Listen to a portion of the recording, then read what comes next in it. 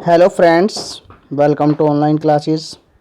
आज मैं भूगोल में कुछ महत्वपूर्ण प्रश्न डिस्कस करने जा रहा हूं, जो कि हर एग्ज़ाम की दृष्टि से बहुत ही महत्वपूर्ण हैं। चलिए इसका आज फर्स्ट पार्ट स्टार्ट करते हैं। इसमें कुछ क्वेश्चन दिए जा रहे हैं जो कि वन लाइनर क्वेश्चन हैं, जो कि बहुत ही इम्पोर्टेंट है हमें जानने, और किसी भी परीक्षा दृष्टि से बहुत ही महत्वपूर्ण प्रश्न है। चलिए स्टार्ट करते हैं। क्वेश्चन नंबर 1, भूगोल का पितामह किसे कहा जाता है, या भूगोल का पिता किसे कहा जाता है? यूनानी विद्वान हिकेटियस।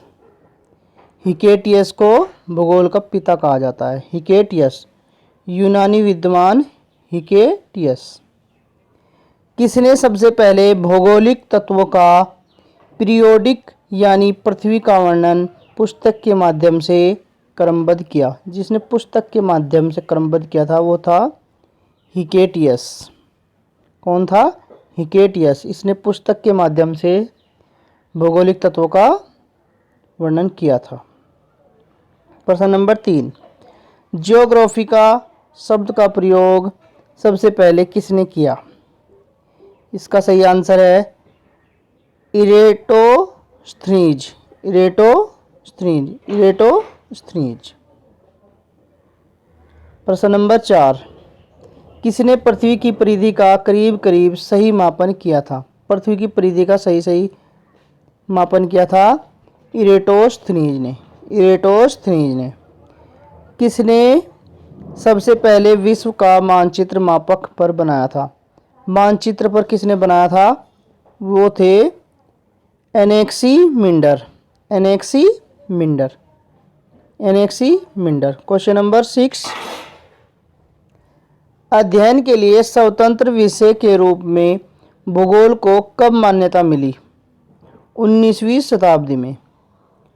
19वीं शताब्दी में भूगोल को कब मान्यता मिली? 19वीं शताब्दी में। इसका सही आंसर है 19वीं शताब्दी में। क्वेश्चन नंबर 7, किसने पृथ्वी को सबसे पहले गोलाकार माना था? अरस्तु। किसने सबसे पहले पृथ्वी को गोलाकार माना था? अरस्तु। इसका सही आंसर है अरस्तु। प्रश्न नंबर 8, मानव भूगोल का पिता किसे कहा जाता है? यह है मानव भूगोल। Friedrich Ratzel. Friedrich Ratzel. Friedrich Ratzel. Anthropogeography ग्रंथ के रचयिता कौन है? एंथ्रोपोजियोग्राफी के रचयिता कौन है? Friedrich Ratzel. Friedrich Ratzel. Friedrich Ratzel को मानव भूगोल का पिता कहा जाता है, और एंथ्रोपोजियोग्राफी ग्रंथ की रचना की है इन्होंने। प्रश्न नंबर 10, सबसे पहले किसने चंद्रयान का कारण चंद्रमा पर पृथ्वी की छाया का पकड़ना बताया था?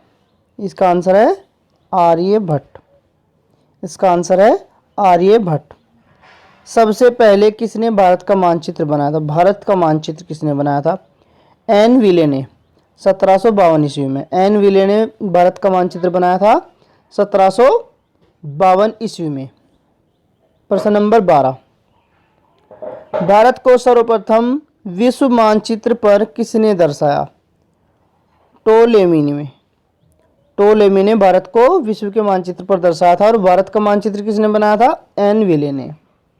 एन विले ने। भारत कहाँ स्थित है? भारत उत्तरी गोलार्ध में 8 डिग्री 4 मिनट से 37 डिग्री 6 मिनट उत्तरी अक्षांश और 68 डिग्री 7 मिनट से 97 डिग्री 25 मिनट पूर्वी देशांतर के बीच स्थित है। दोबारा से सुनते हैं। 8 डिग्री 4 मिनट से 37 डिग्री 6 मिनट उत्तरी अक्षांश और 68 डिग्री 7 मिनट से 97 डिग्री 25 मिनट अक्षांश। इसे हम ऐसे लिख सकते हैं, 8 डिग्री 4 मिनट और 37 डिग्री 6 मिनट, और इसे लिख सकते हैं 68 डिग्री 7 मिनट और 97 डिग्री 25 मिनट। ये ऐसे बनेगा। भारत का सबसे दक्षिण बिंदु क्या है? इंदिरा पॉइंट, अंडमान निकोबार में है ये दक्षिणी बिंदु। यानी कि भारत का सबसे दक्षिणी बिंदु कौन सा है? पॉइंट, सबसे लास्ट को point Indira point. Indira point सबसे लास्ट का बिंदु है।